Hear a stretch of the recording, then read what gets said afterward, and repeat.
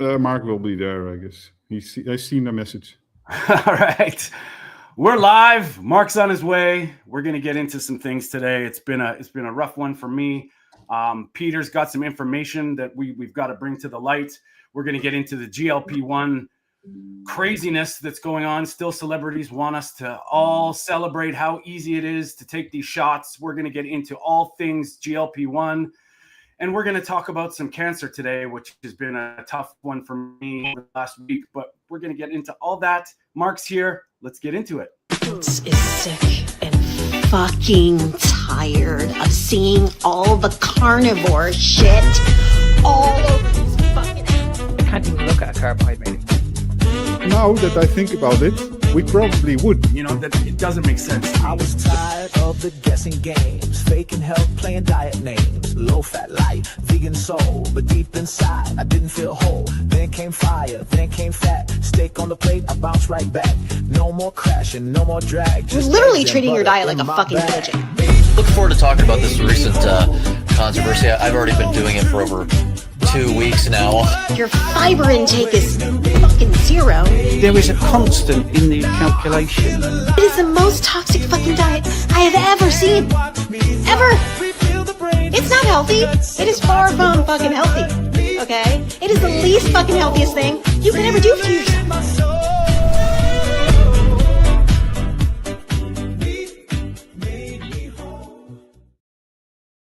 And we are live. I don't know where Peter went. We're going to bring Mark to the stage. I'm here. Peter's gone, but oh, man. Hello, everybody. Welcome into the meat of the matter. It is Sunday. We had a little bit of a time zone issue again. Twice a year we get this. My time goes an hour forward. I could have been here. Last year I was here for an hour waiting, going, what's going on with everybody? This year we sort of worked it out. So yeah, it's been I don't know where Peter went. All his stuff kind of disappeared. He's going to come back onto us, I'm sure, pretty quick. He had all these things lined up, but that's okay because we have, firstly, I just wanted to make a special shout out for last week to Lisa Cherry Beaumont. Thanks for coming on, and Byron, you guys. It was a great show. I had a lot of feedback from your guys' conversation. Thank you for subbing in for me. I do appreciate it, and I know the boys do, and it was a great episode. Thank you. This week, just for everybody's information, man, we were supposed to put out the interview with Kyle from Keto is Key. I've had some family stuff go on. I lost my mom's best friend to cancer. She lost her battle, and it was a really tough one because I was had a big conversation with Kyle, and the whole there was a lot of interview in there about Thomas Seyfried and cancer, and it was really tough for me. So I took a time out from social media for a little bit because I just wanted to reevaluate. And yeah, I want to apologize to you, Tony, because I sent you a message that I shouldn't have sent you during the week, and I completely forgot about it. No, forgot about it. You know, life goes on, and you know, it's just if anything, it just inspires me to push this message more. You know, I had, just to give everybody sort of a situation. About a year and a half ago, I talked to Sandy about keto, about low carb. And then, you know, over the last 4 months, well, it was right when I was doing these videos about cancer that were getting taken down, which was the reason I was making these videos, was her. And if you guys remember, in the late summer when I was doing this, well, she lost her battle, and my hearts and prayers are with Sandy's family and my mom. It was tragic. She didn't die of cancer. She died of chemo. Chemo killed her. And, you know, knowing what we know, and, you know, dealing with, like, talking to Kyle specifically and Brian at Hunter Gatherer Mindset about Dr. Thomas Seyfried's research, and just knowing what you know, or what we know, or what I know, and watching person after person fall to this without any intervention with diet. It's tough. But that's the reason why we have to have this conversation, Tony. We have to have this conversation because she's not the only one. There's going to be a lot of people out there that are listening to this rubbish. And I would recommend, if anybody's out there that are listening to this advice about red meat, you really need to watch this conversation we're going to have today, and you need to watch this documentary, Keto is Key, because this is going to open up your eyes. And if you haven't, like it's not out yet. The documentary's not out yet, but go on to Google and just watch the documentary, because the documentary itself is powerful. Yeah, and this brings me into why it was delayed on releasing I sat down with Kyle, one of the producers the co-producer of Keto is Key, and we had an amazing conversation, and I wanted to get it out, but during the editing process, it was hard to do, because we talk a lot about the Thomas Seyfried factor, and that's coming out this week, guys. I've got it pretty much ready. It's just, I'm going to release it probably on Wednesday and Thursday. And, it affects us all. And it just blows my mind and frustrates me to hell, because we don't have these conversations. And, from Sandy's perspective, not one conversation through her battle about nutrition or what she could do with her lifestyle. It was just medication, chemo, radiation, the same bullshit. And eventually her body gave up. And, are these things cures? Arguable. Prevention, definitely. There's a lot of stuff to be, and like Mark said, that documentary is going to be huge, and we're going to be pushing it as hard as we can. We're going to get Kyle and Caroline back on and talk to them about it. We've had Anna Rosa on, and we're trying to get Sean O'Mara about how the importance of visceral fat is as well. But you know what, guys, we got a show to do, and we appreciate everybody in the comments, everybody chiming in. Help us out. Please share, like, subscribe, all this stuff to all the channels. We are supporting the carnivore community. Brian's here. Thanks, buddy. We love you. And Brian, we'll talk about some clips about that interview that we did, and we're going to get that out this week. This week, it doesn't stop, boys. Mark, you sent me some stuff, and we're going to talk about cancer today later, but we got to deal with this first, because this is another thing that I've been working on, trying to put together a support group, help coaching for people that life after GLP-1s, whatever reason you got there, whether it was financial, medical system, insurance, or just your body getting taxed with side effects. I'm trying to be the opposing force where it's, whatever way you got there, there's some help and support. That's coming out. It's under construction right now, and it's lifeafterglp1s.com. But this week, Mark sent me some stuff, and this is where, we're talking about cancer being frustrated. I think this is arguably the most insidious side of these GLP-1 injections on how celebrities are glorifying these. And Tony, maybe also to add in, I think that gastric bypass is like at the same level, right? I see a lot of videos recently about people only after the intervention actually starting to get education about, nutrition basically, and what's good and what's bad, because their stomach is smaller. And so they have to suddenly account for all these digestive factors and what it does with your body. And the same with GLP-1. I mean, that's an important factor. There are more factors to GLP-1, of course. It's such a pity how people are just obsessed with being thin, isn't it? Yeah. That's where we're going at the moment. They're just obsessed that they'll do absolutely anything to achieve it. Absolutely anything. I think that's I think that's by design. Like, I mean, yell at me all you want, but remember when we were in the 80s celebrating skinniness? All the models, the supermodels, were thin as hell, putting shame on women, and then all of a sudden we glorify obesity. Like it's empowering. Well, look, do you think that plays on the psyche? And then lo and behold, all these GLP-1s start becoming widely available. I don't think it's by design. And I think people are victims without even knowing it, because they're just getting programmed. And that's a deeper, darker subject, I think. But another thing, by the way, is that you see a lot of people that are reverting to these methods because they have a stressful life, busy life, and then such a solution is the only way, because paying attention to your diet and learning about it is virtually impossible if you are leading a busy life with work and with children and all those things. So and it's just, so it's tricky, those commercials that they make abuse of this fact, basically. Yeah, no doubt. Well, we're going to get into that right now. So I'm going to play this first one that Mark sent me, and we can comment on it.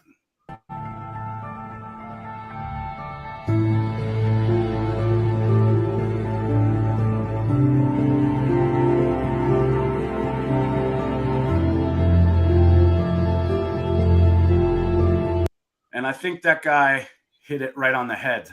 And I think I sent you the photograph of Oprah, but what she used to look like a year ago. She looks extremely healthy. She might have a little bit of weight on her, but she looks a lot healthier. And now look, and it's just amazing that she's gone from that extreme, or she's gone from that to this extreme. It's incredible. It really is. And you know, I have something. I'm going to try and share my screen here because I want to show just this little snip right here. Let's see if it comes up perfectly. What happened when Oprah stopped taking the medication? Oprah tested what would happen if she quit the drug. She began taking it in 23, but attempted to quit after 6 months to see if she could lose weight without it, even sticking to her diet and exercise routines. Interesting. The media mogul said she gained back 20 pounds after stopping. She was convinced that the medication will be a permanent part of her life. It's going to be a lifetime thing. That right there, what kind of message does that send? I'm going to just remove that now. And like, seriously. This is they're bringing these into lifestyle medication categories. And I don't know how you guys feel about that, but do you really want to be on this drug? And that leads me to the next thing, what all these people are looking like. So the next one I want to say, before I get your comments on it, we'll talk about it. And then we're going to get into the darker side.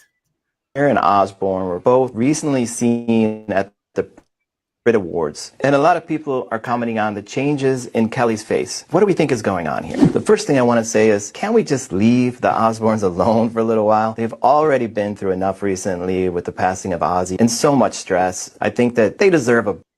Okay, Mark, how does that make you feel? Or it makes me feel really angry. Like, don't get me wrong. I know people in the world at the moment are stressed, and they think that just losing weight is going to help them. Yes, it will, but there's a right way to do it and there's a wrong way to do it. And I believe that this is the wrong way to do it. I really do believe that. I think this is going to have a major impact on your health long term. I don't think people are giving you this advice.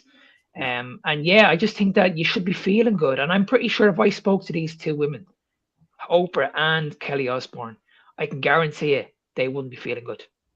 But they'd say to you, okay, but I need to lose the weight. Because this is where we're going at the moment. They'll say, no, okay, but I need to lose weight. I struggled all my life. I've been with the dietitians. I've been with the PT experts. We couldn't solve this problem. You couldn't solve this problem because these people are clueless. They don't understand the issue here. Because we all know what the issue here is. It's not a calorie deficit. The real issue here is hunger. Why are you always hungry? Why are you thinking about food all the time? That's why they brought out these GLP-1s. And Mark, more importantly, when you're on these drugs, why are you not thinking about hunger? Exactly. Yeah. It's insane. Like, people just don't understand that you can do this naturally. But the thing is, when we tell people what you need to do, this information, according to these experts, is what's going to lead to a heart attack. So how do you win? Like, where do you go from here? It's like, okay, well, the information that I'm giving you, this is what's going to help you the right way. You're going to be a lot healthier, but you're saying to me that the information that I'm giving you is dangerous, but you're taking these injections and this is a better option. Like, yeah, the mind boggles. And the problem is there's going to be people that wake up to this, whether it's disastrous. We've had conversations with Krista DeWeese, who is overdosed on Ozempic. This was like her first shot, and her heart was stopping. Like, and then I saw an interview with her and somebody else that I'm going to try and get on the show, where they've been taking the GLP-1 roller coaster with, well, try Mounjaro, well, try Wegovy, well, try by the time, and she was having brain shutdown. And it's like, do you really want to be this guinea pig? Do you really want to be one of those statistics that they don't mention? There is more people dying of these drugs than are even ever mentioned. And it's like, you have one shot. Do you really want that to happen? Now, if you are on these things and you're having these symptoms and they're not normal, nausea and digestive issues and hormonal problems, those are not side effects. Those are the effects of your body going through mayhem. And do you want to be that? And this is all, it's foodable. That's what, like Mark was trying to say. It's foodable. But I think it's important, Tony, that people understand this. You should be in a calm state with your body instead of fighting against it all the time. Yeah. Like you really do. Like people don't understand. Like if you ask the average person, do you understand what it feels like to be in that calm state around food? None of them would even know what you're talking about. But when you dig deep into it and say, well, this is the reason why you have these emotions around food. This is the reason why you have these triggers with anxiety and it leads to depression and you're just constantly thinking about food. When you dig deep into this and you explain it to them, okay, this is why this is happening. We can actually resolve this. You're not meant to be in this fight or flight situation around food. You're not meant to be panicking. You're not meant to be like, okay, I've had my breakfast in the morning. Oh shit, I'm thinking about food 2 hours later. Oh, I need to eat again another 2 hours later. If you're in that situation, you've got a real problem. A real problem. That's what we call addiction. And that's why these experts just don't understand this. These experts are convinced that the only way to lose weight is to be in a calorie deficit. We all know this works.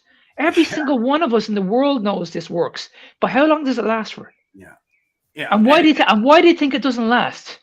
It doesn't last because of that situation. Because you're miserable and you know you're at a point of exhaustion because you're hungry. Your hunger levels are starting to catch up on you. Yeah, and before I want to touch on something with you, Peter, because since I've been doing my research into these drugs, they claim, this is by the pharmaceutical companies, that simply by lowering your blood sugar, you lose weight. So, what interesting from a type 1 diabetic, Peter, if you change, like you're not low carb, you're just starting out, you're just, you need to inject insulin. We know this. What happens if you add GLP-1 to yourself without changing your diet? What happens? Yeah, well, I'm wondering, you're talking about higher blood glucose. Yeah. And lowering the blood glucose, is that a direct effect or is it an indirect effect? Because I would surmise that it's indirect, that it implicates lower insulin, implies lower insulin, and by that you will have less cravings. GLP-1, of course, also reduces the glucose production by the liver. So it will, by that way, also again reduce insulin. Yeah. And less insulin, of course, is less fat storage, at least if you are in a reasonable caloric intake state, I'd say, because at some point, whatever your diet is, of course, if you eat a lot, then you will gain weight, but it's unrealistic to expect that you will eat too much if your insulin levels are all right. Well, yeah, it's kind of like it's a bait and switch. Yeah, your blood sugar is lower because you're not eating. Okay. And this is the thing that people have to realize, that indeed, I'm not sure you mentioned it, Tony, I think just a few minutes ago, that you have to understand why GLP-1 is working. Yes. And then realize, once you understand all these mechanisms, it's quite an easy step, actually. Well, it needs some more knowledge, of course, about how the carnivore diet and ketogenic diet works. But if you eat that way, that will increase your GLP-1 already. And it's funny how you say that, because one thing that doesn't change is your body's requirements for actual nutrition, for essential vitamins and minerals, amino acids, fatty acids. That doesn't change. And people are just eating less of what? What are you eating less of? If you're eating less Coke, Doritos, and chips, you're losing weight. Guess what? It is muscle. You're cannibalizing yourself. That's automatic, right? Once you start to eat less, then the first thing that you will eliminate from your diet, even if you are not so much aware of how dieting and nutrition and health works, you will cut out the Coke, the snacks, because you will still eat your even if it's not perfectly healthy, your meal with rice and potatoes and meat. Hopefully. But I looked at most of cases you will, but then after GLP-1 you will start to reintroduce the rubbish. I looked at this during the week. I think I looked at it yesterday or the day before. I looked at an Oreo, just one Oreo on its own. Okay, this contains 55 calories. Okay, just an Oreo. When you look at an egg contains exactly 76 calories. Now, if we're going by the logic and it's about a calorie deficit, well, then I'd be eating the Oreo. I wouldn't be eating the egg. It's low calorie, Mark. Exactly. But the hormonal effects of these foods are going to have on my body when when we talk about insulin being elevated and you have to eat on a regular basis, this is the issue right here, because you're eating the wrong food. Sugar impacts insulin, and when it becomes chronic, that's an issue, because we spoke about this last week.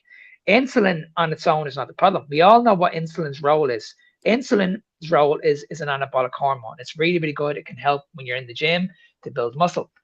The problem is when it becomes chronic. This is where the issue here is. So there's a massive difference here. Yeah. And we need to look at why these insulin levels are being chronically elevated. We need to understand, okay, why are you, like Tony mentioned, why are you thinking about food? Why can't you not just be in that relaxed state where you can have a meal and you don't need to eat again for another 8 or 9 hours? Why do you have to eat every 2 hours? Exactly. Yeah. And that's what comes down to. One aspect that I wanted to mention about the video that we've just seen. You see celebrities like Oprah and Serena Williams. And you have to realize, just like we are not elite athletes, we are just normal athletes in life. So when we talk about gym and exercise, we have to think about it. But also here, we have to think about the fact that we are not these rich celebrities with very comfortable houses and probably everything neatly arranged. When they go home, they have probably, even Oprah, they will eat like organic food and high quality food because they have the money for it. Mm-hmm. So those factors will sort of help them.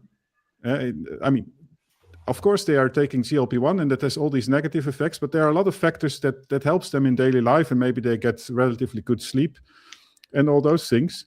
And another thing, I saw a lot in the comments the remark that it are walking skeletons, human skeletons. And that was also the first thing that I was thinking about. When I saw that picture just a minute ago, I was immediately thinking of Michael Jackson and how he obviously also had a lot of psychological and mental problems, probably not just from his being a celebrity, but also all the food and medicine he was taking. And that's clearly happening here as well, because if you see them walking, it's like, that's immediately I had to think about Michael Jackson. And the only thing that is going to make them live longer is the fact that they are in a severe calorie deficit. Because if you look in animal studies, animals live longer in a calorie deficit, like in an aquarium with the fish. But you cannot say that they are happy or that they are healthy. That's probably quite the opposite. Well, I know, man. If I had fish, I'd be talking to them. Trying to talk to them anyway. But you know what? When someone made, actually Byron in the comments made that they received celebrity endorsements. That's what leads me to the next video. That yes, Peter sent this to me, or I can't remember who did, but it's like his comment was, "Tony, this is gonna really make you angry." And it did. And I'm trying to really contain my anger because I'm urging people to just think and take everything in. Don't get sold down the river by this quick fix bullshit, which I know a lot of people will, because it's inevitable. Like this, when we get inundated with this stuff, it's really hard, especially when they're preying on weakness, when you're already fragile and you're, whether you're obese or you're overweight, and society keeps bombarding you with it's your fault, you're broken, obesity's a disease, all this shit. It's so easy to just take these endorsements, if you will, and ride with it. But you don't understand the possible outcomes, the possible way to do this. There is a right way. And you know what? Empowering somebody, in my opinion, is the right way to go, by building your health, by understanding your health, not just taking a drug and thinking it's going to be all good. Because this clip that we're going to watch, and we're going to get into the business side of it, which is frightening. I'm on Roe. They say GLP-1s for weight loss is a shortcut. It's not. It's science. After kids, it's the medicine my body needed. GLP-1s helped me lose 31 pounds. One app to hit my goals. This is healthcare. This is Roe. I'm Serena Williams, and I'm a real Roe member. ¿Quién lo diría? Serena. Okay. So now, did you notice what she said there about the child after childbirth weight? You know what I mean? So what do all these women that are having weight gain after pregnancy thinking in that moment? Trust the science. Trust me, bro. This is medicine. This is science. What the hell is going on? Now, the worst part of this is, what is Roe? What the hell is Roe? Well, I'll tell you what is Roe, because we're going to look at it right now. First slide. I did some research into Roe, and it's not a drug. It's a telemed healthcare program. Just call in. If you qualify, we'll match you with the GLP-1 of where we think. All you got to do is just fill out a questionnaire. If you're approved, it comes to your fucking door, man. Like, this is insane. And then what is Serena Williams' role in Roe? Well, her husband is on the board. Mm-hmm. Interesting. So he's an investor in this thing. So in plain English, what is the advertisement essentially saying? You can obtain GLP-1 injections through our online medical platform. In other words, the advertising focuses on the access system rather than introducing a new medical treatment. It is just a show. This is el tenis y una gran deportista. Right. Remove that. Boys, what are you thinking? I'm just speechless. When I sent that on today, I was like, Tony, you're gonna love this. It honestly, and we spoke about Serena Williams a couple of months ago when she first came out with this, and I was gobsmacked, absolutely gobsmacked, because I followed this woman. I was a big fan of tennis. I was a big fan of the Williams sisters, but her credibility just went down there ever since I seen this. These people, I mean, we need to get back to some common sense here. These people just don't give a fucking shit about you. Exactly. It's as simple as that. And if you're emotionally charged by that, I mean, that's aside from our emotionally chargedness. If you're excited or you think that that's the way to go, and you haven't done any research, but you can just get to, what does that tell you? This is so crazy how, and you know what, my conspiracy wheels are going on here. Notice how Sean Baker's company, Rivero, is about metabolic health and awareness and using diet and lifestyle to get the result. This is Roe. I have a funny feeling that when you're searching Rivero, what comes up? It's kind of weird. And I don't know if I'd love to find out if anybody in the chats feels the same way, because like Rivero is gaining traction. They're helping people heal, matching you to a doctor that's metabolically awake and understanding nutrition. This is the exact opposite. And it just happens to be, why would they call it Roe? Interesting. Yeah. I don't know. What do you guys think? Yeah, there's one big thing that I have problems with here in this video, and that is that it brings this GLP-1 basically at par with supplements. So some governments and regulation are more against certain supplements like B vitamins, and what if you overdose and they are dangerous? And you see all these videos of influencers, maybe paid even by government to prevent the use of supplements. But this is a big supplement company, and I've taken this insulin pump here. What I also noticed, a pump pen, what I noticed in the video immediately is that if I have to inject insulin, I have to do like this, and there's this sharp pointy needle. It's scary for a lot of people. And she had this device, a helper device that she puts on it. It's like you just put it on top of your body and you click. And in neither cases you feel anything, but this of course gives the feeling of a medicine, a strong medicine. And the other one is like, I do a simple click every day and then I lose weight. Can I just ask you about that? Can I just ask you about that, Pierre? Do you actually feel that when you're injecting yourself? No, because, you might feel it because these needles, they have a silicone layer and they are very thin, of course. By the way, that's how I get my daily doses of microplastics, but but you don't feel it basically. If I would do this here, this hurts. Right. Okay, it's like once it crosses your skin, really the upper layer of your skin, you might feel it. because anything pointy, you feel it. But if you go quickly, it's really like if you take a vaccination. I mean, I don't do it nowadays, but in the past I've had them, and they are needles like 3 times longer easily. They are also a bit thicker, and sometimes also there, I wouldn't notice anything in terms of the doctor would have given the injection already, and I'm still sitting there. So. And I just want to talk about the promotion side. Did you guys watch the Mike Tyson advert at halftime at the Super Bowl? I didn't see watch that. it. Did you see that one? This guy got ridiculed for this advert. It was like a 15-second advert where he was going on about processed food, how this processed food actually killed his sister. Her sister had heart complications, and he mentions in the video that this processed food almost killed him. And he got lambasted on social media, saying that this guy earned an awful lot of money for making this ad. But when you look at these ads every year, you have all these celebrities endorsing Pizza Hut, ice cream, Mars, alcohol. Nobody says a word about this.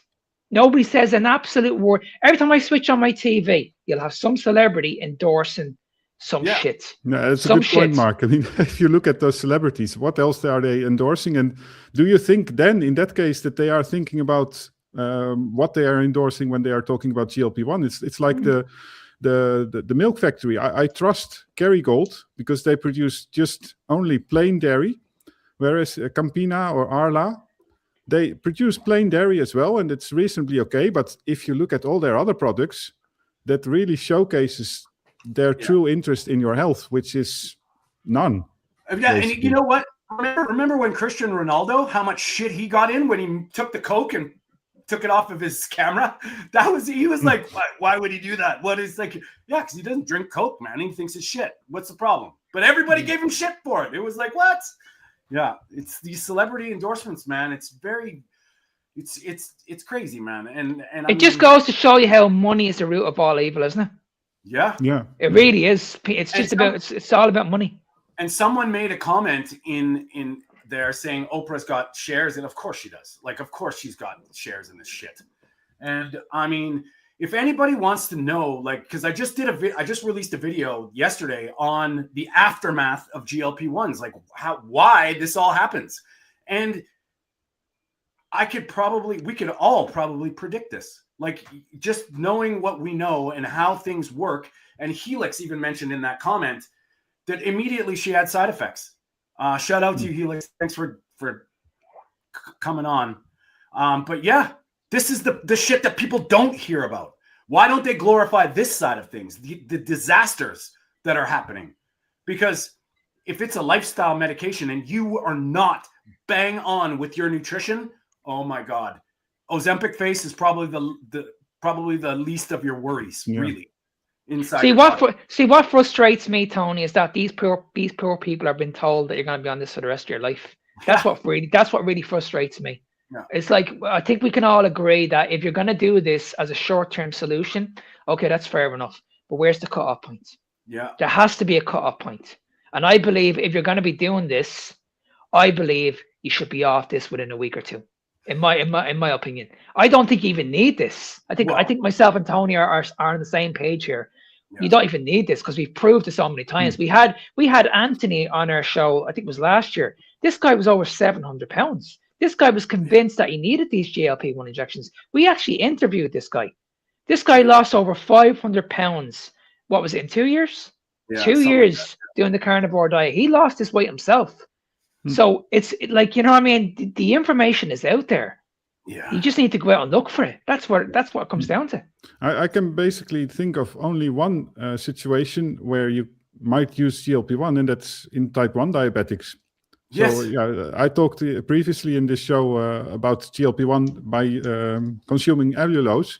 Yeah. And type 1 diabetes is a condition in which there is really something, a certain trait, and I'm not going to explain it here, but it has to do with insulin resistance, which you cannot prevent with diet because there's a certain mechanisms in type 1.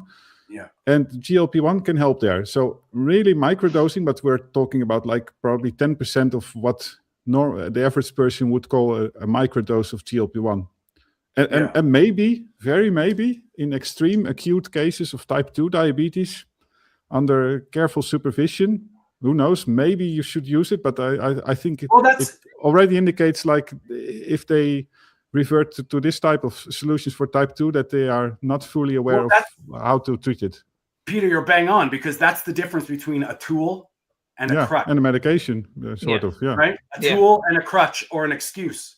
Yeah. Right? And it's there's a slippery slope there. So what happens with these celebrities endorsing all this shit and all this glorification of it?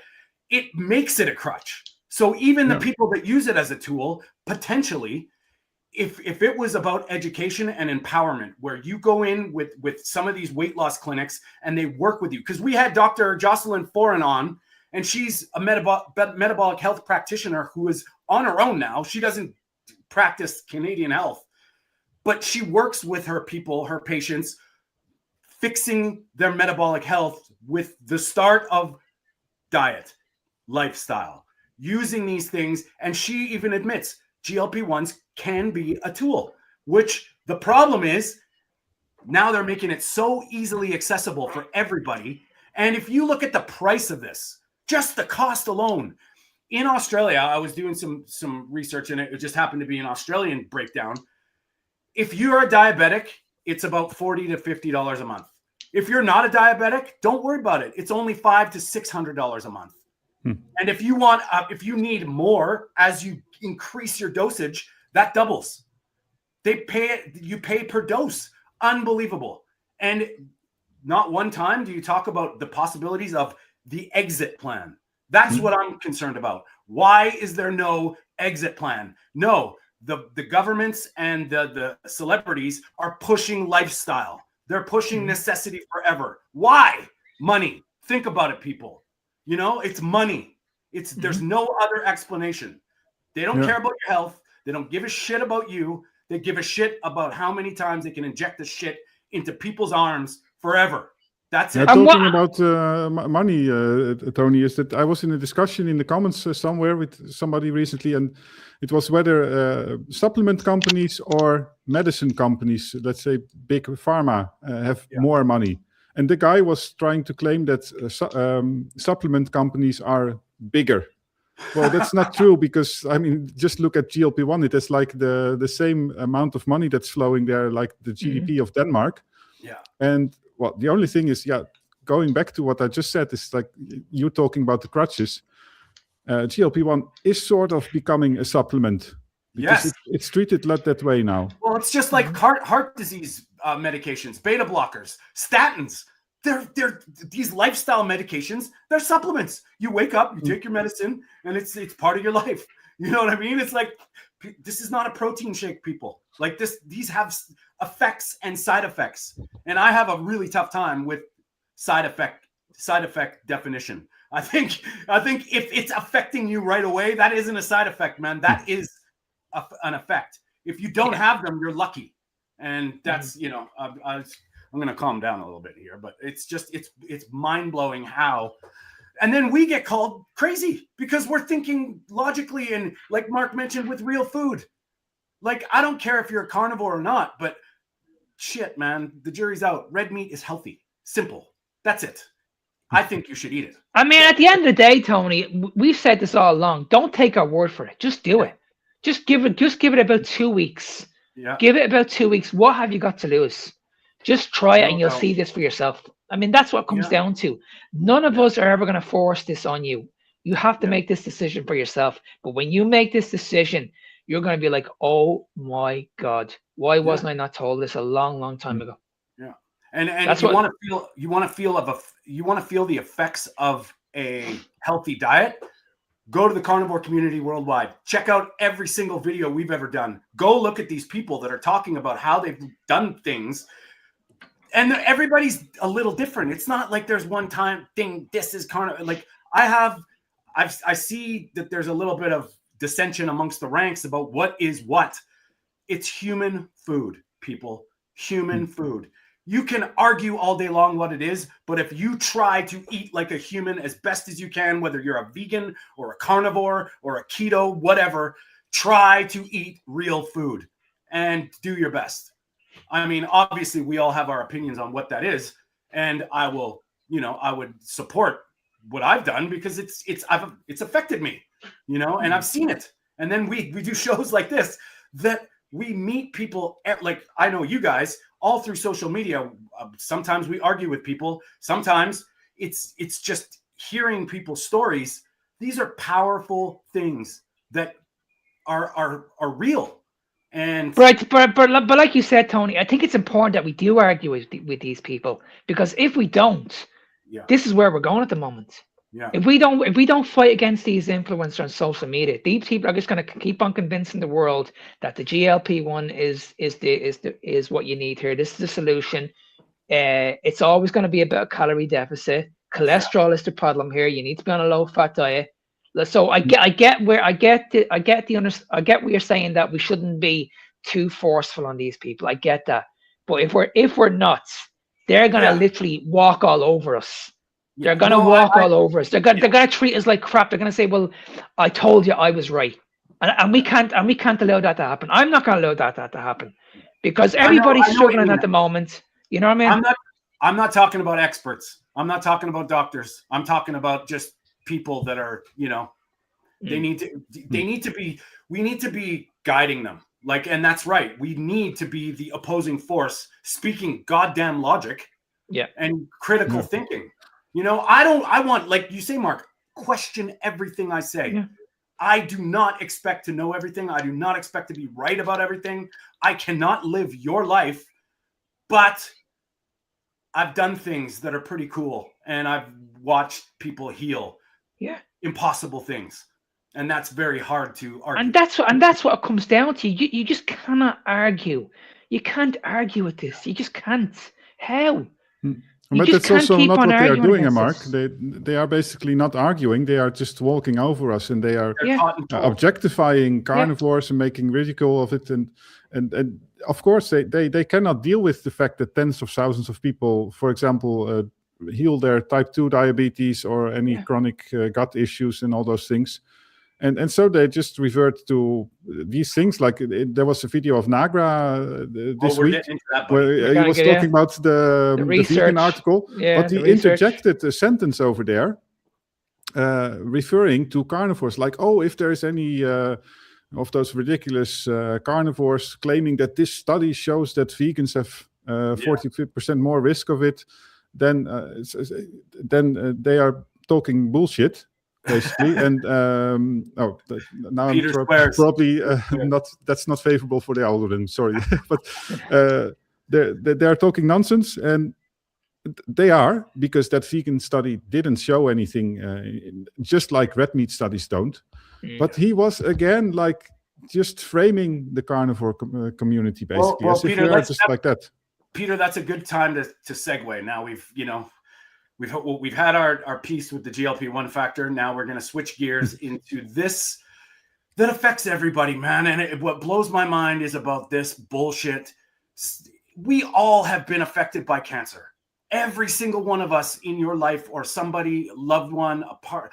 This is for us to not be able to share some lifestyle interventions against the business of it is mind-blowing. And it's funny how my thoughts on this video that we're going to see, it doesn't matter, man. You're arguing the wrong bullshit. You're pointing out stuff that is insignificant to outcomes. And we label cancer, and this will get into the Thomas Seyfried side of things.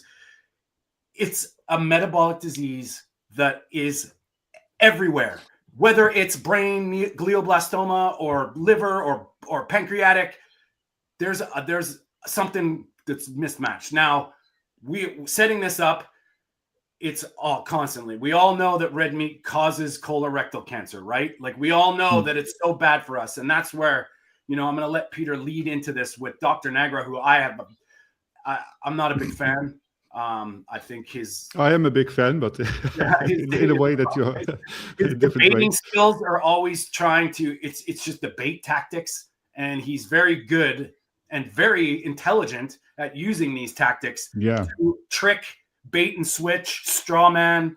And I bro, I think you're a vegan. You look okay, sure, but your logic is completely railroaded. It doesn't make sense.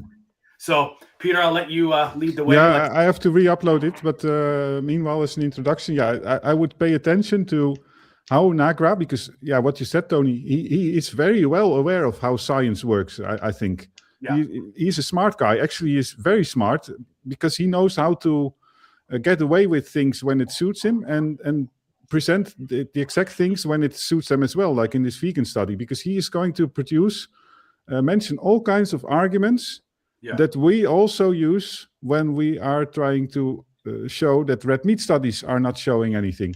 And they are exactly the same. So I also, personally, I have to recollect the full video, but I think I probably agree with 90 or 100% of what he's saying here. And because the study doesn't show anything. It doesn't. Yeah. I feel so look at that especially. Do you want me to bring it up, Peter? Vegans have a higher risk of colorectal cancer, or at least that's what the headlines are taking away from a new study. So let's dive in and see if this is really cause for concern. The researchers included 1.8 million people from 9 prospective cohort studies, which included various types of vegetarians or flexitarians and just under 9,000 vegans. And over the median 16-year follow-up, the more plant-based diets were generally associated with a reduction in the risk of multiple cancers, but the finding that really sticks out is that vegans actually had a 40% higher risk of colorectal cancer. And this is despite them not consuming things like red or processed meats, which are consistently associated with a higher risk of colorectal cancer. Just ruined it. Yeah, I think this is already a good point, right? He's immediately referring to other population studies of the same type, trying to frame red meat as bad food. And another thing, he already emphasizes that the vegan subset is small and all those things. And he forgets to mention that 1.4, by the way, is already quite higher because you don't see it so much in population studies. But he forgets to mention the people with esophagus cancer, which are at 90% higher risk. He doesn't talk about it, I think, and that's just amazing. No kidding. Yeah, it's funny how he said that there. You just like kind of but. And I mean, he's correct. Yeah. I mean, I would say exactly the same thing with the red meat study. Yeah. No kidding. Well, let's roll on, buddy. This is it's great. On that note, if you see a carnivore parading around this observational study as evidence of vegans having a higher risk of colorectal cancer while dismissing all of the research on red meat and colorectal cancer, you need to ask them why they're being inconsistent. It highlights a clear double standard and just showcases their bias. But with that out of the way, back to this study. There are some caveats we should consider regarding the finding for vegans. For starters, 82%.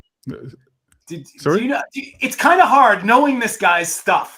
That wasn't a little dig. Like just got to throw that in there. It wasn't obviously relevant except for just anyway.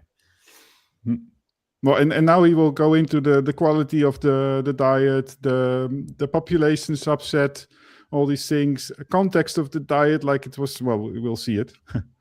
% of the vegans in the entire analysis came from just 2 studies. And one of those studies, the EPIC Oxford study, seems to be driving that association with colorectal cancer. That's notable because the study began when calcium fortification in plant-based milks wasn't as common and the calcium intake in the vegans was quite low. And since calcium intake may lower colorectal cancer risk, as noted by the authors of this new study, the low calcium intake may partially explain the risk. Also, findings from the EPIC Oxford and Oxford vegetarian studies suggest that vegans have an 18% lower risk of total cancer. And that's also supported by a 2017 meta-analysis that found that vegans have a 15% lower risk of total cancer. So even if it were the case that vegans have a higher risk of colorectal cancer, they may still have a lower risk of all cancers combined. Beyond that, the meat eaters in this new analysis also tended to consume fairly little processed meat, so you aren't exactly comparing to the typical Western diet today. And madness, isn't it? It's just crazy. Honestly, it's just crazy. I love how he said plant milks for calcium. It's just like why do you have to add calcium to something that doesn't have calcium in it if it's good? Yeah. And why are you calling it milk, buddy? It's plant soap. But we can mention like 10 or 20 of factors that are like this for meat. Like grass-fed organic meat is something totally different from the stuff that you get from the supermarket. we don't add in the ketchup and the bun, of course. I mean, the cliche thing, of course, but it's true. And then he is taking a part of the study here to argue that it shows that vegans have less risk for all kinds of cancers, because like the hazard ratios are, I don't know, 0.9, 0.95, so it's just not even that small. And at the same time, going against this claim that it causes colorectal cancer. Mm. Well, all of those things are not shown in this study. None of them. So it's like... Yeah, no doubt. And I mean, this is just a perfect showcase of where his bias is. No kidding. And it's yeah, I'm not a doctor. You liar, you liar.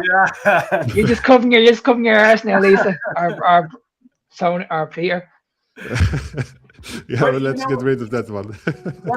what I'd love people in the chats to realize too is like, Peter is an extremely intelligent guy that is very, very good at parsing information. And we all fall victim to this, like, trust the science and where these studies are coming from. And you can spin these things any way you want. Like you really can. And once you understand, I can't understand what goes on, but I know sort of what to look for to call bullshit, and once you realize how data manipulation and, all these studies, how they work, it's almost impossible to call it, like, and Bart K says it all the time.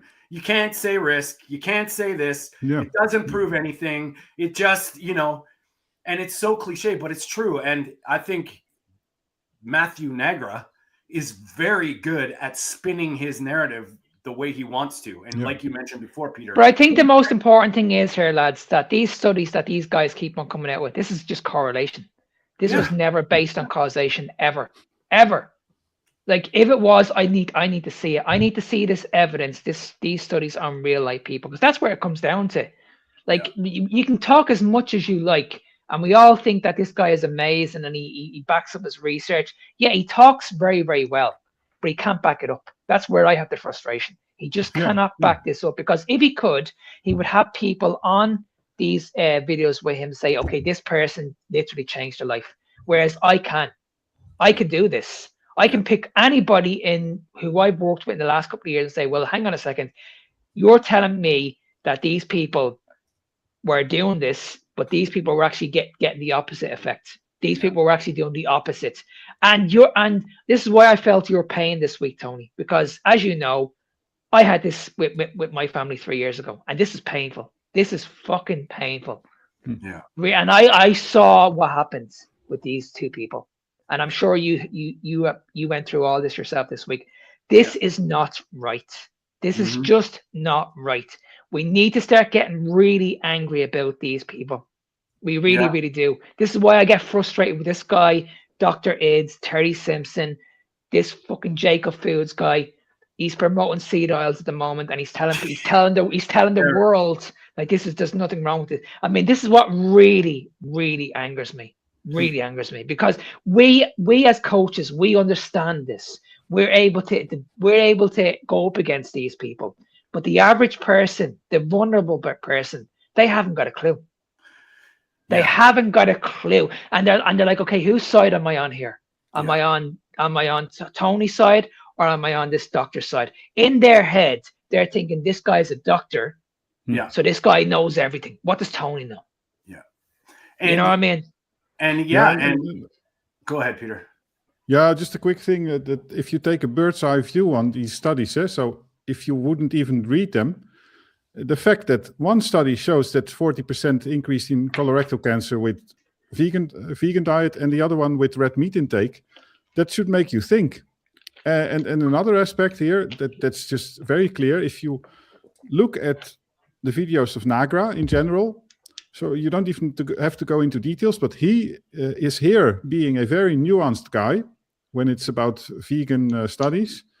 And his average video, if you're lucky, he only prints out a PubMed title or something like that very quickly on the screen, and you will see 5 or 6 of them in the entire video. that makes no sense. So here, the level of detail is of a totally different level than in his average videos. I mean, it took like 3 minutes, this video probably. We didn't see it until the end. Yeah. And most of his videos are like 60 seconds. And do you ever question this and say, well, these studies that these people are basing these facts on, do you ever stop and think, was this based on a survey? So if you had 1 million people in the world and you just asked them the simple question, do you think red meat causes cancer? Most of them, I'd say, but 98% of them would say yes. Now, does that make it real? Does that mean that's the actual cause? Or is this just basically your opinion? Because I believe this is just an opinion. I believe all these studies that we're listening to, and that's another thing I want to bring up as well. Apparently, because this is what I've been told, there's up to 600 studies on this that red meat causes cancer. Now, I haven't seen those 600 pieces of information. Have you? I've seen probably one or two of them, but again, I've looked into these. Here's the trick, Mark. Here's a trick. This is where it gets really. I'm putting my conspiracy hat back on. When you have a study that is peer reviewed, you look at the authors and how many times that study's been cited. Yeah. Matters, but who cites them? So you have Walter Willett, who is the head of T.H. Chan Harvard School of Nutrition, who is funded by, he's a plant-based guy, and he is the most cited researcher on the planet that just gets regurgitated all the time. So that's another side of this that people don't realize, is that it's politics in the researching world. There is politics at play, and it's disgusting, but it's true. So when these doctors get cited, or these researchers get cited multiple times, it can be almost the same study. It's just another paper based on the same. It's mind blowing how crazy they can manipulate information. And this is why we shouldn't be trusting the World Health Organization. We need to be questioning these things, because they're getting so many things wrong. And at the end of the day, if they were getting it right, then why is everybody struggling? And name one disease they've cured in since they've been in business. Well over 100 years, they haven't cured any diseases. And if you can just do this, go on PubMed and Google any kind of meat bashing study and look at the names, you'll find Walter Willett's names on there. Why? Because he endorses the study. He does nothing for it. But Walter Willett will be present on most of them. And those, like these authors that Peter's showing up, these are the researchers. These are the people that are involved in taking this information and parsing the data. Yeah, for example, here, if you look at it, well, I don't have, here he is. Like, here is a typical, Walter Willett. Red meat study. See, people, I can already tell you this is bullshit because he's endorsing it. What is his agenda? Plant-based. Well, there are no conflicts of interest here, but that obviously is not true. But the other one here, the vegan study, obviously doesn't come from Cambridge. This is like mostly Oxford, I think. Yeah. And it was funded by World Research Fund for Cancer or something like that. Yeah. And no conflicts of interest, they say. Well, we have to see about that. But yeah, I mean, when you see a study with Walter Willett, you know what it's about. But anyway, all these studies have like all these huge number of authors, and it doesn't mean that they have been all writing the paper. And obviously, Walter Willett doesn't write those papers himself as well. So it's like just some starting PhD researcher or so that writes it, just to find a way to basically get academic credits. Yeah. So what does he become? He becomes the highest cited whatever, and it's just they use him as a masthead to push a study. And that's a thing. Like, I mean, I don't pretend to be a scientist. I don't pretend to know everything about studies. But once you understand how they're all constructed, made, and done research, you can pick them out. You don't even have to read them. You can just see, well, this could be, but it's probably not. Just by based on who's funding it. I've been there with, I mean, in a totally different field. But if you want to participate in a conference or so, you write a very simple abstract. And yeah, the first thing that you think about is it sufficient to pass peer review? And you'd be surprised how easy it is to get past peer review. You get some comments, and if the peer reviewer might even not be very happy with the article and make some comments, and you adjust it slightly. If it's not too exaggerated, it will simply pass. And then when you look at this, like Peter, when you take what you just said, and then you look at who and where the food guidelines came from, and Victoria mentioned Georgia E's exposes the WHO for being funded by vegan interests. The Seventh-day Adventist Church has been part of this since the dawn of the Dietetics Association. So you know that. So if you know that, and then you know that it's corrupted in the sun, you can see how it goes. And it's this plant-based agenda is not about health. It's nothing to do with health. It's an ideology and a theology, and they've used politics and political lobbying and power to push an agenda. Why do you think, everybody, that they're so against carnivores? It has nothing to do with your health. It doesn't make the money. And then look at when the food guidelines, when Kennedy flipped, when the red meat's on the top, what did they accuse the world of doing? Using the meat lobby and the egg lobby to fuck. It's like, what? They're accusing the meat people of doing what they've been doing for, God, 100 years. And you know, I watched it. I was in nutrition school. I watched this in real time, watching how and dismantling the narrative. You need complete protein, but don't eat complete protein. You need to cut down on these, but you got to eat these. And it's all pushed. Beans and rice. Yeah, because that's where we're going at the moment, Tony. You look on social media, I'd say about 60 to 70%. People are saying now we're all fiber deficient. Have you noticed that? Like, have you noticed that? Yeah. Like, it's unbelievable. I was only watching it. I was only watching this yesterday on a TV show, and this dietitian was telling the world on this well-known program that apparently everybody in the world now is fiber deficient. It's not protein deficient. And you know, getting back, scary. It's scary. Tying that back into a GLP-1 situation. When you give somebody on a GLP-1 that advice, and you're replacing protein with fiber because fiber is fiber, what do you think is happening to your muscle? Exactly. You're losing that muscle mass straight away. And that's where people get weak as they get older. That's why people are losing their lives when they get older, because they're weak, they're fragile, they're losing their memory. Don't worry about it, Mark. We'll just put some calcium in the plant milk.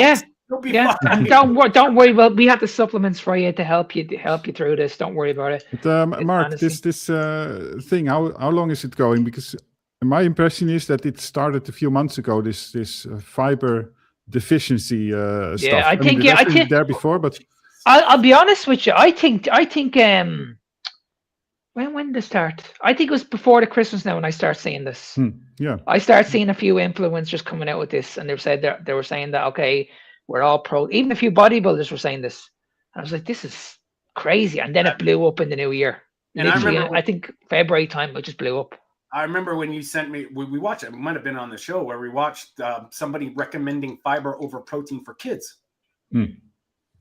Kids are fiber deficient. Oh my Lord. Yeah. I've been told this in the place that I'm working at the moment. I'm working with autistic kids at the moment. And I was told off these parents that my child is fiber deficient. That's what I was told. I was told this. I'm dealing with a young man at the moment. You guys have seen the video. His name is Jim. I've spoken to the parents. I've literally pleaded with these parents. Like, listen to me. Listen to what I'm telling you. The child is not fiber deficient. When she starts speaking to me about his protein needs, the child wasn't even getting enough protein in for his body weight. Of course not. Yeah. It's unbelievable. This child is, I don't know what it is in pounds, but he's around 18, 19 stone. He's a big unit. He's a big guy. And I can tell you right now, his protein requirements is an absolute disgrace. Yeah. And that protein that he's getting, it's not even quality protein. It's from whey protein shakes. Oh yeah, of course. And it's just like, just look at this simple thought experiment that I use this all the time. If your body is a Jenga tower And in order to keep building up, you need to replace the blocks. Fiber doesn't replace the blocks. No. Your Jenga tower is going to fall eventually. It gets built so high, recycling its own body. And then they blame you for osteoporosis. They blame you for sarcopenia. This is preventable with protein. But That's I mean, go ahead. Sorry, Peter. Yeah, no, just that a small thing is that fiber obviously is not a building block and not a nutrient. At best, you can sort of see it as a modulator, that in certain circumstances, it can modulate the uptake of macronutrients, do something with your gut as well. I mean, it's not like there's no positive effect of fiber in certain conditions, but that's it, right? It's not going to change your weight loss or health status significantly. And that's the thing that Byron just mentioned this. I want to just before, sorry, Mark, I'm just going to say it because protein on all products is not protein. That is not essential amino acids. And that's right. So even when you're eating moderate to low protein and you are mixing and matching your amino acids or you're getting them from granola bars, that shit ain't the stuff that makes you, or you not nearly enough. Sorry, go on, Mark. No, I was just going to add in there real quickly. I mean, what's the body made of? Let's just get back to some common sense here. What's the body made of? Sugar. Yep. You know what I mean? It's just that's basically the answer for you right there. It's just you need to think about, okay, what is your body made of? It's made of a protein. Yeah, and that's what you need. That's what you need to look at. Cellulose. Absolutely. Well, apparently it is because and it's made of fiber as well, Tony. Or beer. Yeah, there's a reason why they call it grain brain, wheat belly, and Yeah, well, fiber is not essential. The body makes all fiber needs itself, right? It's Yeah, it's funny how all this stuff goes. And tying back into the studies, like, did you guys hear the latest with Nick Norwitz and Dave Feldman? What happened with their study? Holy shit. We're going to have to do an episode about it because you guys know who Dave Feldman is. Dave Feldman has been trying to just bring out the awareness of LDL cholesterol for years. He created the Citizen Science Foundation to fund a lean mass hyper-responder phenotype that he coined to try and see if it all works with heart disease and all. They're just trying to get it. Like, whether you agree with it or don't agree, whatever. The point is, he even admits it. I just want the truth, and we're trying. Well, the company that they got to analyze the data got all corrupted. And basically it was supposed to be blinded. It wasn't blinded. They are just spinning right now because they're like, are you kidding me? This is, and my conspiracy hat goes on.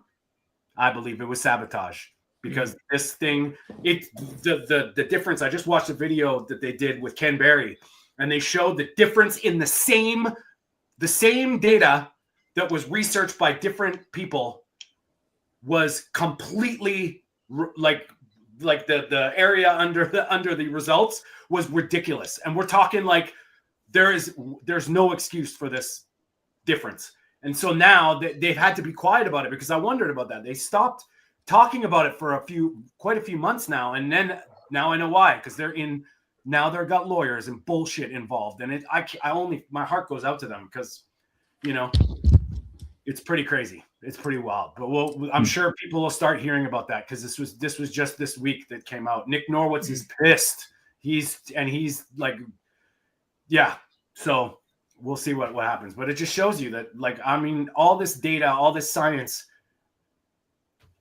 it's flawed. It's not perfect. So trust the science, Serena Williams. Yeah. I'm not going to trust yours. Exactly. Yeah. Exactly. Peter, did you want to get into that Dr. Id's video? Because I think it was kind of relevant, wasn't it? Well, it's a nice one. Maybe it's a totally different topic or no topic at all. It's just showing Dr. Id's how he is. Let's do it. Oh, is this the latest one that he was talking about? Anecdotal. That one.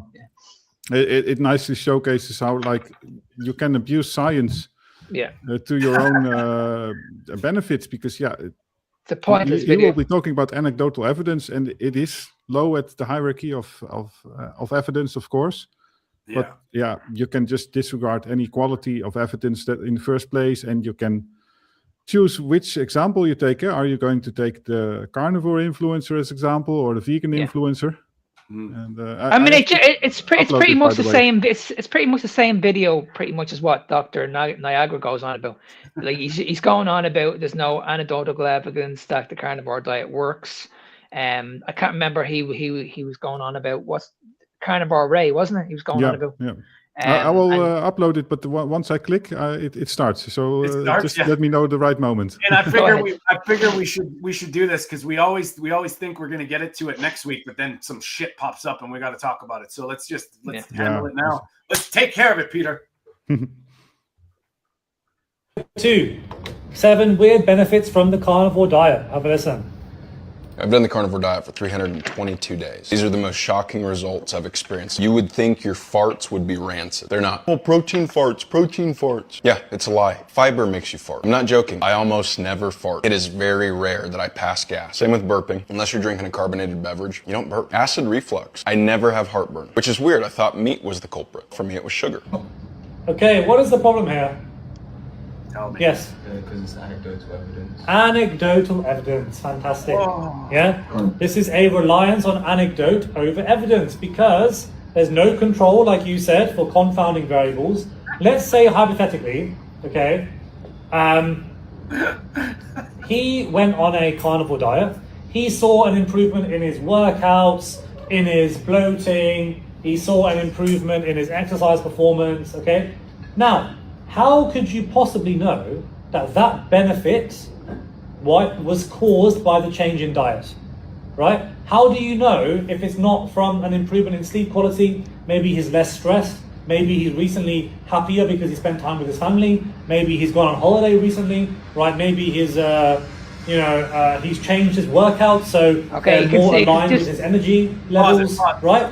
How do you know that the benefits or the change or the effect was not caused by 100 other things? You have no. Okay, I got it. Pierre, can I ask you a question? Can I ask you a question? Are you not farting anymore because of poor sleep? Yeah, because of biology, right? I mean, it's just pure biology that meat doesn't enter the colon. So it's just incredible, honestly. It's just. But I have a problem. Mental. Okay, you are so smart that you're using a scientific method.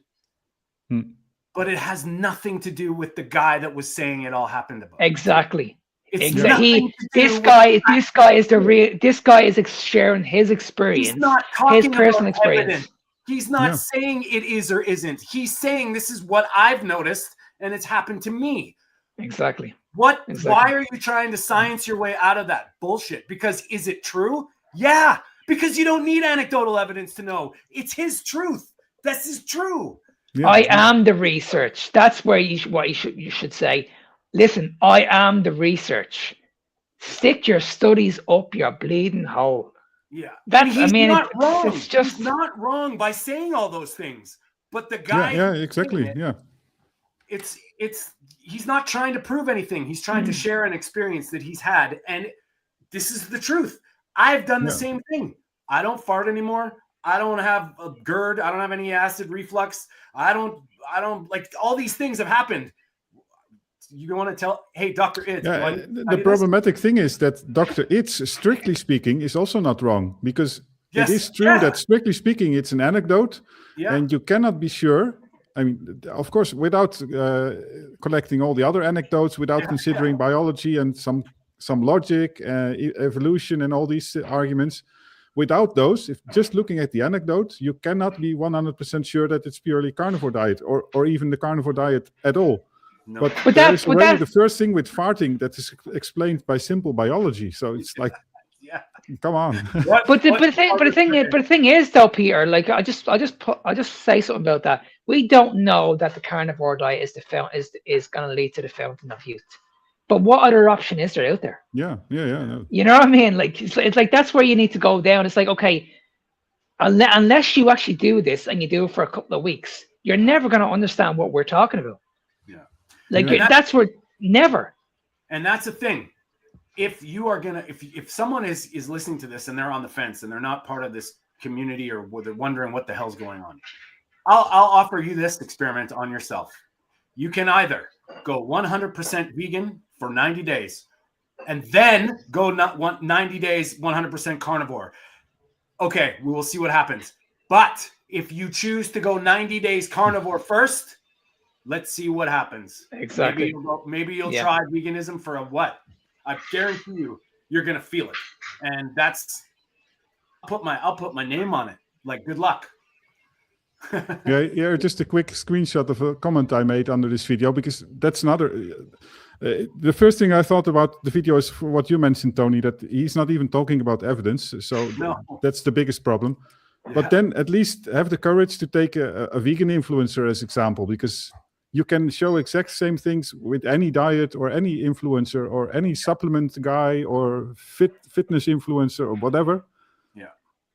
Use that one. It would make his argument even stronger, or even take an influencer that is actually broadcasting a message that is in line with research. Yeah. Because also there you cannot rely on this anecdotal evidence, even if the rest of the literature says it suggests that it's true. Yeah. And here's the thing too, guys, like you guys, we all know each other from this show. We all know what we say, and we can kind of surmise what examples, how we live. But I don't really know what Mark does behind the scenes. I don't know what Peter does behind the scenes. But what we do know is that we've tried things, and what we're sort of like trying to endorse is try it for yourself and make your own mind up.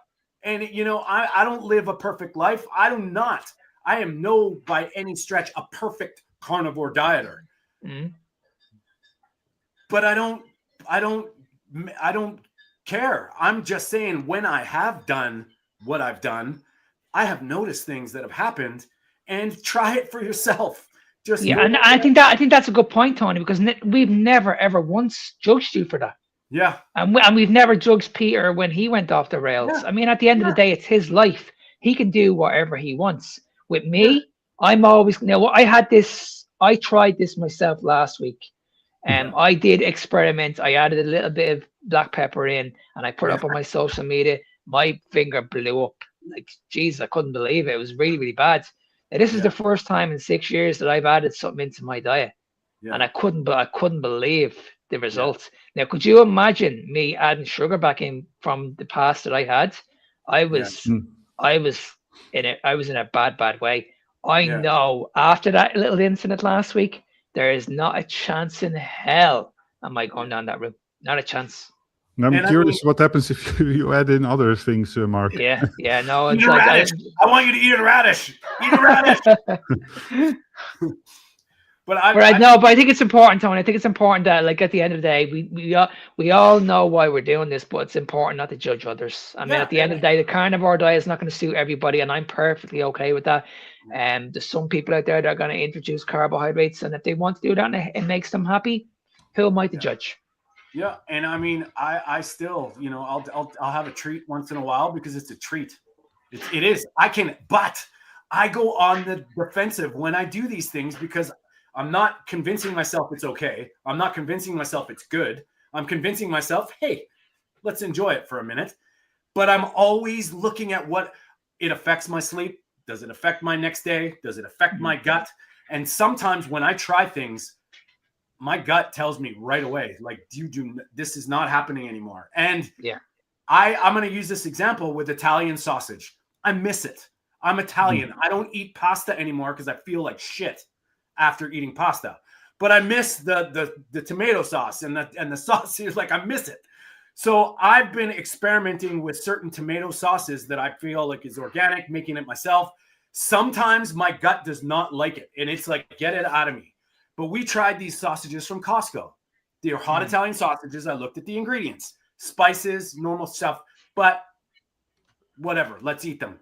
My gut said, you do not eat these ever again. That's what came out of it. I tried these sausages from the butcher that are made organically, and all, like, the ingredients are almost the same, different quality pork. I don't feel the same difference.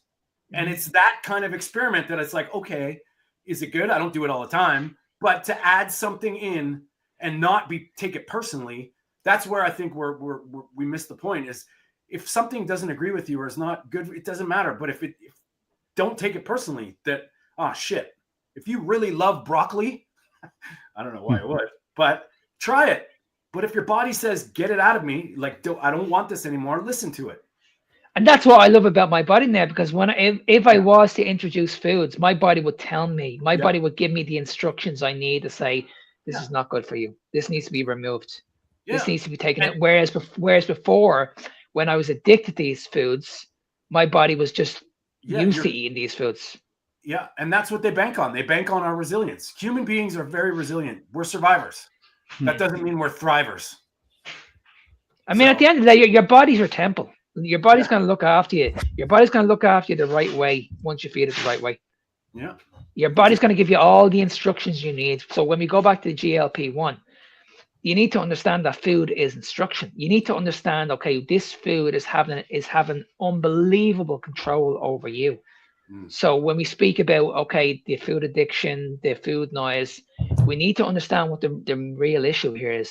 The real issue, the mechanism. Yeah, it's like these food have 100% control over you. You don't, it's not the other way around. Yeah. Yeah, and it's not willpower. It's understanding the signals and understanding that your hormones are trying to communicate. And when you block them or add them or whatever, or mess with them, what do you think happens? The cascading effect. It's not plug and play here. Like it gets a lot more. Yeah, and there are a lot of things that can influence willpower. First, the food, of course, itself, and it will influence your hormones, but also frustration, because as a type 1 diabetic, I had years that I thought I was doing the right thing, and doing those things, putting all effort in it, with a lot of willpower, basically, at some point, it fades away, the willpower, because you see no result. And if you do more, you put more effort in it, it actually stays the same. Yeah, at some point that causes frustration, depression, or whatever. And willpower, I think there is willpower in everybody, but you have to see results. If you don't see results, it doesn't work. Yeah. This is what leads to people's relationship with food really, really badly. This is why they get a poor relationship with food, because they end up punishing themselves around food. Yeah. You ever notice that? Yeah. Right.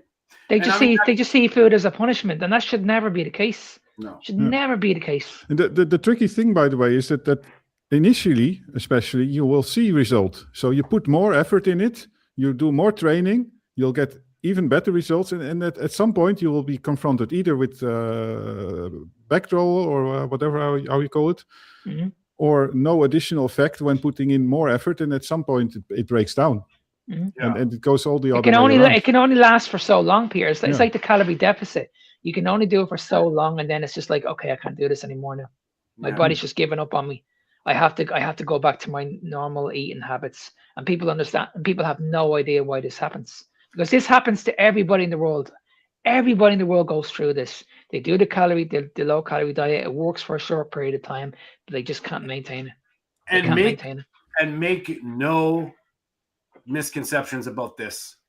The food now is not the same as it was 50, 60, 70 years ago. So even from a metabolic standpoint, you are not eating the same bread. You are not eating the same pasta. You are not eating the same cereals. Chemicals, pesticides, environment, all this shit makes it even worse.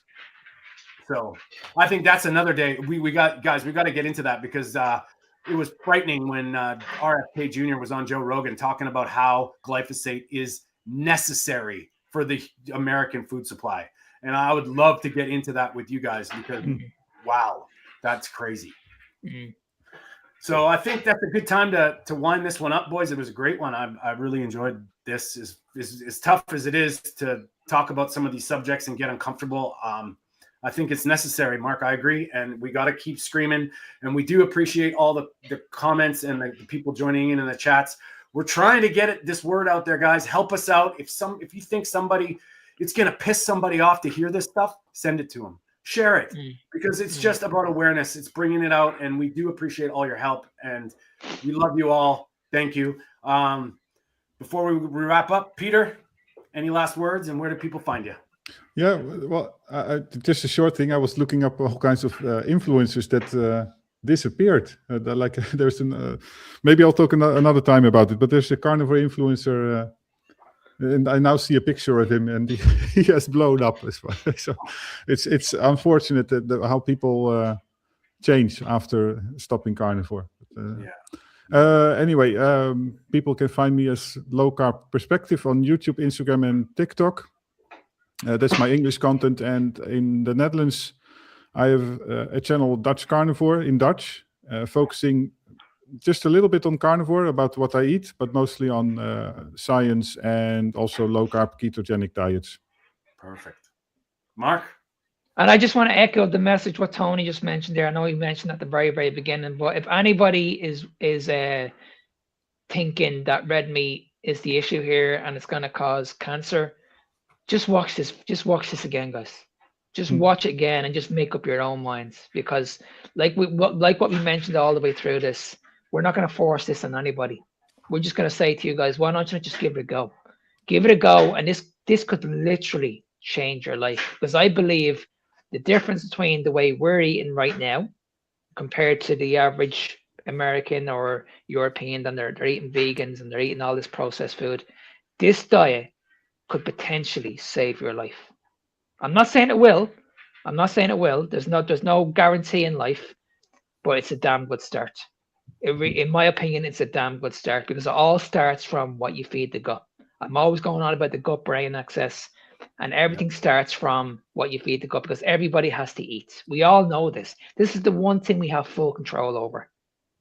Out of everything that's going on in the world at the moment, all this shit, the one thing you have full control over is what you put into your body.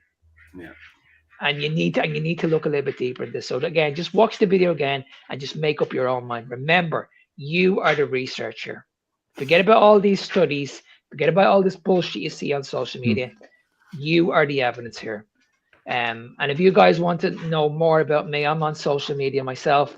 Just key in on Google Fitness Beyond Time. You'll see me. I'm on Instagram. I'm on TikTok.